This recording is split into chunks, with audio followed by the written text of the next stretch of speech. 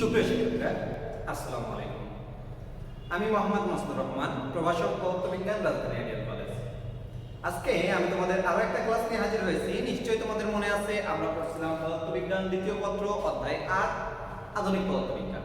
মোটামুটি আমরা এই চ্যাপ্টারের সকল থিওরিটিক্যাল অংশগুলো শেষ করে ফেলেছি, কনসেপ্ট বেশি করে ফেলেছি, কারণ তোমাদের কিছু কিছু টপিক ছিল যেগুলো আসলে এই চ্যাপ্টারটা যেহেতু আংশিক তোমাদের বোর্ড পরীক্ষার জন্য কিছু কিছু অংশ ছিল যেগুলো দেখা যাচ্ছে অনেক সময় নয়, এবারে তোমাদের বোর্ড পরীক্ষার জন্য রাখা হয়নি, তারপরে সেগুলো আলোচনা করা হয়েছে এই কারণে যে ওদের মধ্যে একটা রিলেশন আছে। দেখা যাচ্ছে একটা অঙ্ক করতে গেলে পাশে আরেকটা অঙ্ক লাগে, অসতর্কতাবশত এরকম কিছু করে বসতে পারে। এই জন্য আমি মোটামুটি সব পুরো চ্যাপ্টারটাই আলোচনা করেছি। এখন আমরা দু একটা সৃজনশীল করবো। আমরা গত যে জুন ক্লাস এখানে সৃজনশীল করেছি, আগামী জুন ক্লাসেও সৃজনশীল করবো এবং আজকের ভিডিওটা আমরা সৃজনশীল প্রশ্নের সমাধান করবো। এর মধ্যে অনেক সৃজনশীল আমি তোমাদেরকে করিয়ে ফেলেছি, কারণ প্রথমে যখন আমি আপেক্ষিকতার বিশেষ তত্ত্ব নিয়ে যে আলোচনাগুলো এবং ই সমান সমান এমসি স্কয়ার এইটুকু শেষ করেছিলাম, তারপর কিছু সৃজনশীল আমি তোমাদের জুন ক্লাসে করিয়ে তারপরে বাকি অংশ করেছি। ফলে ওই সেকশনের যে সৃজনশীল এগুলো হয়ে গেছে, আর মোটামুটি বর্তমান যে সেকশনগুলো আমরা করছিলাম এক্স রে, এই সেকশনগুলোর সৃজনশীল কিছু থেকে গেছে। যদিও এক্স রে সম্ভবত তোমাদের বাদ দিয়ে দেওয়া হয়েছে, কিন্তু এক্স রে ছোট ছোট যে অংশগুলো এগুলো অনেক সময় লেগে বসতে পারে, এই জন্য এরকম সৃজনশীল আমি দু একটা করিয়ে দেবো। যেহেতু আংশিক কিন্তু খুব ঝামেলা একটা জিনিস, কোনো একটা চ্যাপ্টার বাদ দিয়ে দেয় এক জিনিস আর সেটা আংশিক বলা আরেক জিনিস। কারণ ফিজিক্স সম্পর্কে এটাই হচ্ছে সবচেয়ে বড় কথা যে একটার সাথে আরেকটার এত বেশি রিলেশন, একটা জিনিস বাদ দিয়ে দিলেও সেটা দেখা যাচ্ছে আরেকটার মধ্যে চলে আসতে পারে। এই কারণে আমি এরও দু একটা সৃজনশীল তোমাদের করাবো। যেমন আজকে একটা সৃজনশীল করাবো, যেটা দেখো আমি এখানে সৃজনশীলটা পুরোপুরি লিখে এনেছি, হিসাবটাও করে এনেছি, যেন দ্রুত সময়ের মধ্যে আমরা হিসাবটা কমপ্লিট করে এই ক্লাসটাতে তোমাদের সম্পূর্ণ বুঝিয়ে দিতে পারি। একটি তড়িৎ অরণ্যল যেটা থেকে এক্স রে উৎপাদন করা হচ্ছে, এই অঙ্কটা তোমরা খাতায় উঠিয়ে নিতে পারো, তাহলে তোমাদের পরবর্তীতে অঙ্কটা যখন সমাধান করবো তখন তোমাদের সুবিধা হবে। এটা উদ্দীপক, একটি তড়িৎ ক্ষরণ নলে এক্স রে উৎপাদনের জন্য, এক্স রে লেখা হয়নি,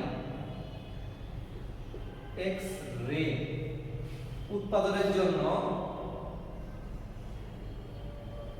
যথাক্রমে দুইটা মান দিয়ে দেওয়া হয়েছে, একটা হচ্ছে 12.4 আর একটা হচ্ছে 24.8। 12.4 কিলোভোল্ট ও 24.8 কিলোভোল্ট পরিমাণ বিভব পার্থক্য প্রয়োগ করা হলো। ওকে, তারপরে কি হয়েছে? ফলে এই যে যন্ত্রটা তার যে এখান থেকে যে এক্স রে উৎপাদন করেছে, এই এক্স রেটার গতিশক্তি আসলে 0.3%। এখানে যদি আমি স্পষ্ট করে আমি যেটা লিখেছি, যন্ত্রে ইলেকট্রনের গতিশক্তি 0.3% এক্স রে উৎপাদন করে। তাহলে ইলেকট্রনের গতিশক্তির 0.3% এক্স রে উৎপাদন করতেছে এই যন্ত্রটা। তাহলে যন্ত্রটি ইলেকট্রনের গতিশক্তির কি করছে? 0.3% গতিশক্তির এক্স রে উৎপাদন করছে। ওকে, বা করছে বললে তো এখন করছে, করে বললে এই যন্ত্রটার ক্ষমতাই এমন। তাহলে একই যন্ত্রে আমরা দুই রকম বিভব পার্থক্য সৃষ্টি করেছি, একটা 12.4 কিলোভোল্ট আর একটা হচ্ছে 24.8 কিলোভোল্ট। এখন এই যে পরিমাণ ভোল্টেজ প্রয়োগ করার ফলে ওখান থেকে এক্স রে নির্গত হয়েছে, আর যন্ত্রের যে যন্ত্রটাতে আমরা এক্স রেটা উৎপাদন করছি, এখানে ইলেকট্রনের গতিশক্তি 0.3% গতিশক্তির এক্স রে উৎপাদন করার ক্ষমতা রয়েছে। ফলে সে কিন্তু 0.3% গতিশক্তির এক্স রে এখান থেকে উৎপাদন করবে। এখন এইখানে আমাদের প্রথম ক্ষেত্রে সর্বোচ্চ গতিশক্তি কত? এটা ইলেকট্রনের প্রথম ক্ষেত্রে ইলেকট্রনের সর্বোচ্চ গতিশক্তি কত? ইলেকট্রনের লিখি নাই যেহেতু ব্র্যাকেটে লিখে দিলাম ইলেকট্রনের। ওকে, ঘ নম্বর, কোন ক্ষেত্রে এক্স রে এর ভেদন যোগ্যতা বেশি হবে? এটাই মূলত আমাদের এখানকার প্রশ্নটা নিশ্চয়ই তোমরা উঠিয়ে নিয়েছো। আমি একবার পড়ে দেবো, তারপর আমরা অঙ্কটা সমাধান করব। তারপরে আমি একবার পড়ি। একটি তড়িৎ ক্ষরণ নলে এক্স রে উৎপাদনের জন্য যথাক্রমে 12.4 কিলোভোল্ট এবং 24.8 কিলোভোল্ট পরিমাণ বিভব পার্থক্য প্রয়োগ করা হয়। যন্ত্রটি ইলেকট্রনের গতিশক্তির 0.3% গতিশক্তি বিশিষ্ট এক্স রে উৎপাদন করতে সক্ষম বা করে। প্রথম ক্ষেত্রে সর্বোচ্চ গতিশক্তি কত কার? ইলেকট্রনের। আর কোন ক্ষেত্রে এক্স রে এর ভেদনযোগ্যতা বেশি? গাণিতিকভাবে বিশ্লেষণ করো, এটা বলতে পারে বা যুক্তি দাও।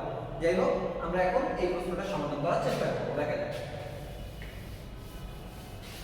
প্রথম ক্ষেত্রে, এখানে প্রথম ক্ষেত্র বলতে যন্ত্রের যে ব্যাপারটা বলা আছে 0.3%, এটা নয়, বরং ভোল্টেজের ব্যাপার। তার মানে ভি যে দুইটা দেয়া আছে, প্রথম যে ভি, তাহলে এখানে কি কি জানা আছে আমরা একটু দেখি। এখানে জানা আছে আসলে ভির মান কত? 12.4 কিলোভোল্ট। কিলো মানে নিশ্চয়ই তোমরা জানো 1000 দিয়ে গুণ করলে ভোল্টেজ যাবে, অর্থাৎ 10⁻³ ভোল্ট। তার মানে ভোল্টেজটা দেওয়া আছে। এখন প্রশ্ন হচ্ছে ইলেকট্রনের বেগ বের করতে হবে। তো আমরা জানি এখানে কিছু তথ্য লিখতে হবে, আগে তোমরা লিখবা না, আমি আগে বুঝিয়ে নিই। E সমান EV, এটা কিন্তু আমরা জানি ইলেকট্রনের শক্তি। আবার ইলেকট্রনের গতিশক্তি যেটা, সেটা কিন্তু E সমান ½ mv²। আমরা জানি ইলেকট্রনকে যদি একটা কণা বিবেচনা করি তাহলে তার শক্তি EV। আবার আমরা জানি যে কোনো কিছুর গতিশক্তি ½ mv²।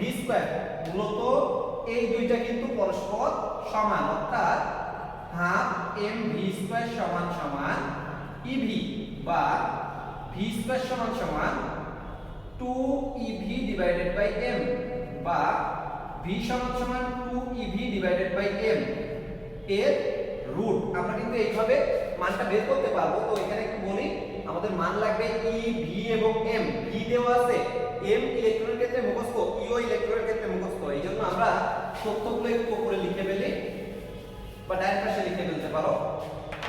তাহলে তথ্য আর কি e লাগবে, e হচ্ছে 1.6 × 10⁻⁹, সবারই মুখস্থ আছে কুলম্ব। আর v তো আছে m হচ্ছে ইলেকট্রনের ভর 9.11 × 10⁻31 কেজি। এগুলো নিশ্চয়ই তোমাদের জানা আছে সবারই। আমরা জানি E সমান EV, এই E এনার্জি বোঝাচ্ছে, অর্থাৎ এই ক্ষেত্রে এটাই E কে সর্বোচ্চ গতিশক্তি যখন বের করব, এটা ½ mv²। আচ্ছা, তোমাদের মনে হতে পারে সর্বোচ্চ গতিশক্তি কেন বলছি? সর্বোচ্চ গতিশক্তি মানে হচ্ছে একটা ইলেকট্রন যখন মুক্ত হবে তখন সর্বোচ্চ গতিশক্তি হবে যদি সে আসা পুরো শক্তি নিয়ে নেয়। আর আসা পুরো শক্তি কিন্তু EV, এই জন্য কিন্তু E কে সমান EV লিখছি, না হলে কিন্তু আমরা লিখতে পারতাম না। যে শক্তিটাও নিচ্ছে তার সম্পূর্ণটা যদি গতিশক্তিতে রূপান্তর করতে পারে তাহলেই কিন্তু সর্বোচ্চ পরিমাণ গতিশক্তি অর্জন করতে পারবে। এই জন্যই কিন্তু E কে সমান EV, না হলে বাস্তবে EV পুরোপুরি E কে বাস্তবে হয় না। হয়তো সামান্য হলেও অন্য কাজে EV টা ব্যয় হয়, কিন্তু আমরা সর্বোচ্চ বলেছি বলে EV এর সমান লিখতে হয়েছে। তাহলে এখান থেকে আমরা বলতেই পারি v² সমান 2ev/m বা v সমান √2ev/m। আমি আর নিচে যাচ্ছি না, অ্যাকচুয়ালি কতটা নিচে আমি খেয়াল করতে পারি নাই, দেখা যাচ্ছে আমি উপরে মুছে মানগুলো লিখছি। এই v আর ওই v এর মধ্যে কিন্তু একটু পার্থক্য আছে, এটা একটু তোমরা লক্ষ্য করো। এই v হচ্ছে ছোট v আর এই v কিন্তু বড় v, এটা ভোল্টেজের v আর এটা হচ্ছে ছোট v। পার্থক্য করার জন্য আমি এইখানে এই vটাকে একটু মাথাটাকে একটু বাঁকা করে দিচ্ছি। ঠিক আছে, ওকে। তাহলে এখন আমরা মানগুলো বসাই। সুতরাং v সমান সমান মান বসাই, আমি বাকিগুলো মুছে দিব। v সমান সমান অবশ্যই √2 into 1.6 into 10 to the power -19 into এই v এর মান হচ্ছে 12.4 into 10 to the power 3 whole divided by 9.11 into 10 to the power -31। এই হিসাবটা আমার করা আছে, আমি সব তথ্য এখানে লিখে ফেলেছি, এইজন্য সম্পূর্ণটা মুছে দিচ্ছি। এর হিসাবটা আমার করা আছে এখানে, হিসাবটা হবে 6.6 into 10 to the power 7, 6.6 into 10 to the power 7 metre per second. এটাই কিন্তু আমার ইলেকট্রনের সর্বোচ্চ গতি বেগ। তাহলে গ নম্বর প্রশ্নটার উত্তর আমরা করে ফেললাম। গ নম্বর প্রশ্নটাই বলছে যে কোন এক্স-রেটির ভেদন যোগ্যতা বেশি। তো প্রথমে এক্স-রের ভেদন যোগ্যতা কখন বেশি হয় সেটা আমরা জেনে নেব। প্রথমে আমাদের কিছু জিনিস লিখতে হবে, যেটা আমি মুখে বলবো, বোর্ডে লিখবো না, এগুলো শুনতে লিখতে হবে। তোমরা লিখে দিতে পারো, আর মনে থাকলে তো বেটার, তবে মনে থাকার সম্ভাবনা কম, আবার এই ভিডিও পরে দেখতে হতে পারে, তার চেয়ে বেটার তোমরা একটু এই কথাগুলো একটু লিখে নেওয়ার চেষ্টা করবা। লিখবা কোনো এক্স-রের ভেদন যোগ্যতা তার শক্তির উপর নির্ভরশীল। কোনো এক্স-রে ভেদন যোগ্যতা তার শক্তির উপর নির্ভরশীল। যে এক্স-রে শক্তি বেশি তার ভেদন যোগ্যতা বেশি। আমরা জানি E সমান সমান HF, অর্থাৎ শক্তি নির্ভর করে H এবং F এর উপরে। অর্থাৎ যেহেতু H ধ্রুবক তাই E সমানুপাতিক F, অর্থাৎ যার কম্পাঙ্ক বেশি তার শক্তি বেশি। অর্থাৎ আমরা বলতে পারি যে ভেদন যোগ্যতা নির্ভর করে কম্পাঙ্কের উপরে। যেহেতু ভেদন যোগ্যতা শক্তির উপরে নির্ভর করে আর শক্তি নির্ভর করে কম্পাঙ্কের উপরে, তাই বলবো ভেদন যোগ্যতা কম্পাঙ্কের উপর নির্ভর করে। যে তরঙ্গের কম্পাঙ্ক বেশি তার ভেদন যোগ্যতা বেশি, এবং যে তরঙ্গের কম্পাঙ্ক কম তার ভেদন যোগ্যতা কম। এইটুকু কথা আমরা বলে নেব।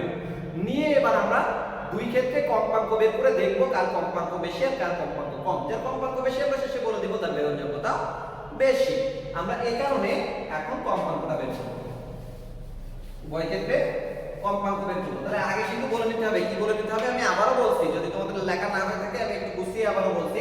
সেটা হচ্ছে যে কোনো একটি তরঙ্গের বা আলোক তরঙ্গ বলতে পারো, বা আমি এক্স-রে বলি এখানে, কোনো এক্স-রে ভেদন যোগ্যতা নির্ভর করে তার শক্তির উপরে। এবং আমরা জানি শক্তি E সমান সমান h মিউ, h প্লাঙ্কের ধ্রুবক হয় h সমানুপাতিক f, অর্থাৎ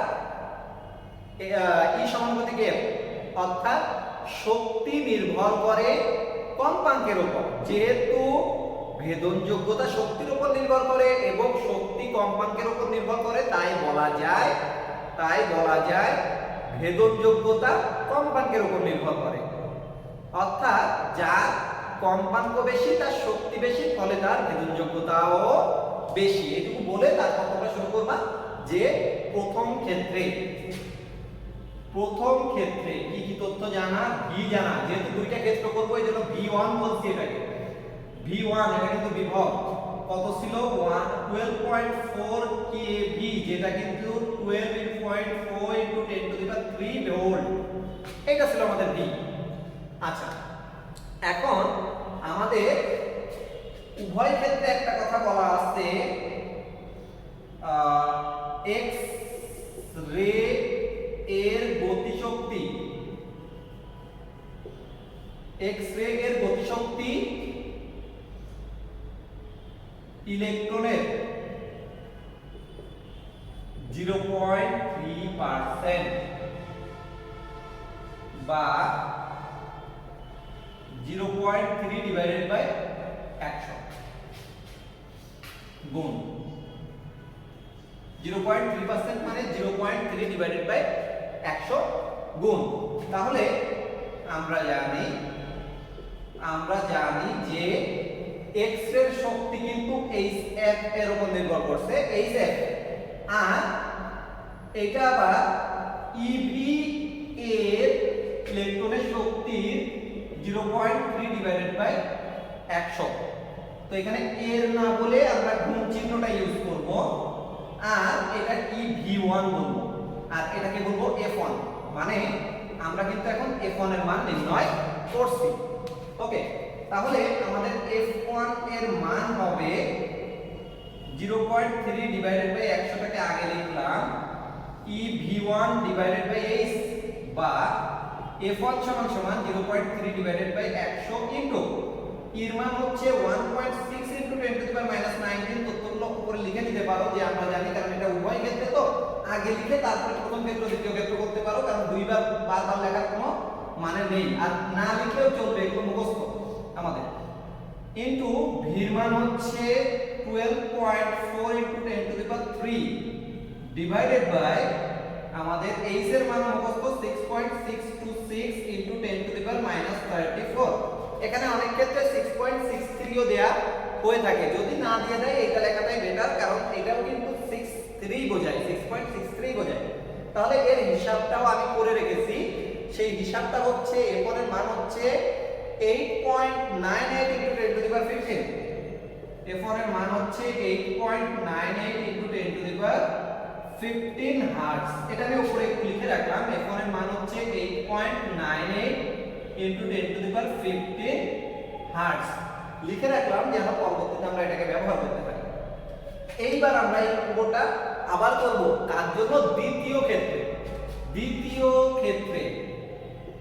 দেখো, দ্বিতীয় ক্ষেত্রের সময় এটা কিন্তু V2 হবে এবং F2 নির্ণয় করতে হবে। V2 কিন্তু এটা নয়, চেঞ্জ হয়ে যাবে। V2 হচ্ছে 24.8, তাই তো? 24.8, রাইট, 24.8 kV, যেটা 24.8 into 10 to the power 3 V বলতে পারি, কারণ আমরা কিলো থেকে শুধু ভোল্টে যেতে গেলে 10 টু দি পাওয়ার 3 দিয়ে বা 1000 দিয়ে গুণ করতে হবে। এই লাইনটা কিন্তু এক্ষেত্রেও সেম, কারণ বলে দিয়েছে এক্স রে যেটা, এটা ওই যন্ত্রের ক্ষেত্রে গতিশক্তিটা, ইলেকট্রনের গতিশক্তি কত, 0.3%। ফলে এই ক্ষেত্রেও এটা প্রযোজ্য, তবে এই ক্ষেত্রে সূত্রে 2 ব্যবহার হবে, আর কোনো পার্থক্য কিন্তু হবে না। দেখো, এটা যদি আমরা করি তাহলে মানে এখন মানটা আমরা একটু পাল্টাই, ওই পর্যন্ত ওকে, সূত্রটা যে পর্যন্ত আমি এবার মানটা বসাই, মানটা পাল্টে বসাই, যদিও একই মান, শুধু v এর মান পাল্টাইছে, V2 যেটা 100 into 1.6 into 10 to the power minus 19 গুণ এইটা হয়ে গেছে 2.4.8 into 10 to the power 3 divided by h এর মান হচ্ছে আমাদের, h এর মান হচ্ছে 6.626 into 10 to the power minus 34। সুতরাং F2 এর মান, এটাও আমি হিসাব করে রেখেছি, এর মানটা হচ্ছে 1.795 into 10 to the power 16 hertz. অর্থাৎ F2 এর মান আমাদের কত আসলো, 1.795 into 10 to the power 16 hertz. তোমরা লক্ষ্য করো, F2 বড়, F1 ছোট, তাহলে এখন তোমরা কি বলবে, এখানে তোমরা বলতে পারবে যেহেতু F2 is greater than F1, তাই দ্বিতীয় ক্ষেত্রে শক্তি প্রথম ক্ষেত্রের চেয়ে বেশি, ফলে দ্বিতীয় ক্ষেত্রে ভেদনযোগ্যতা প্রথম ক্ষেত্রের চেয়ে বেশি। এনাফ, ভেরি ভেরি ইম্পর্টেন্ট একটা জিনিস, যে কম্পাঙ্কের সাথে আমাদের ভেদনযোগ্যতার কিন্তু সম্পর্ক আছে। অনেক সময় এমসিকিউতে দিয়ে দিতে পারে যে দুইটা এক্স-রে এর কম্পাঙ্ক যথাক্রমে 300 হার্টজ ও 500 হার্টজ, কোনটির ভেদনযোগ্যতা বেশি? যার কম্পাঙ্ক বেশি তার ভেদনযোগ্যতা বেশি। একইভাবে শক্তি দিয়ে বলতে পারে। এই ব্যাপারগুলো কিন্তু এমসিকিউর জন্য গুরুত্বপূর্ণ হয়ে দাঁড়াতে পারে, যদিও রিটেনের জন্য এখন একটু হয়তো গুরুত্ব কমে গেছে, তবে দেখা যায় অন্য কোনো অঙ্কের মধ্যে এর ব্যবহার থেকে যেতে পারে না, অবশ্যই ফিজিক্সে থাকে। এই জন্য বাদ দিও না, মোটামুটি এই সৃজনশীলটা আমি করে দিলাম। আরেকটা সৃজনশীল এখন করলে অনেক বড় ভিডিও হবে, তোমরা অত বড় ভিডিও দেখতেও চাও না, এই জন্য আর ভিডিওটাও বড় করবো না। আর মোটামুটি আমাদের পুরো চ্যাপ্টারটাই বলতে পারো শেষ হয়ে গেছে, যা যা করানো দরকার সবই আমি একবার বলেও করিয়েছি। ফলে তোমাদের সিলেবাস যেটা আছে নেক্সট পরীক্ষা, অর্থাৎ প্রি-টেস্ট যে সেকেন্ড পেপারের যে পরীক্ষাটা, যেটা প্রি-টেস্ট হিসেবে আমরা তোমাদেরকে দিচ্ছি অনলাইনে, এই পরীক্ষাটার জন্য যে সিলেবাস দেয়া আছে মোটামুটি সম্পূর্ণটাই তোমাদের করানো হয়েছে। হয়তো কিছু আমি করিয়েছি, কিছু আমার পূর্বে স্যার করিয়েছেন। আশা করি ভালো একটা পরীক্ষা দিতে পারবে। হয়তোবা এই ভিডিওটা শেষ ভিডিও হতে পারে, আমি শিওর না বৃহস্পতিবারের ভিডিওটা যাবে কিনা। যদি যায় তাহলে আমি আরো একটা সৃজনশীল প্রশ্ন তোমাদের দেওয়ার চেষ্টা করব। আর আগামীকালে অবশ্যই তোমাদের সাথে আমার একটা জুম ক্লাস আছে, ওই ক্লাসেও আমি কিছু সৃজনশীল আলোচনা করার চেষ্টা করব। সেই পর্যন্ত ভালো থাকো, সুস্থ থাকো এবং অবশ্যই অবশ্যই আমার জন্য দোয়া করবে।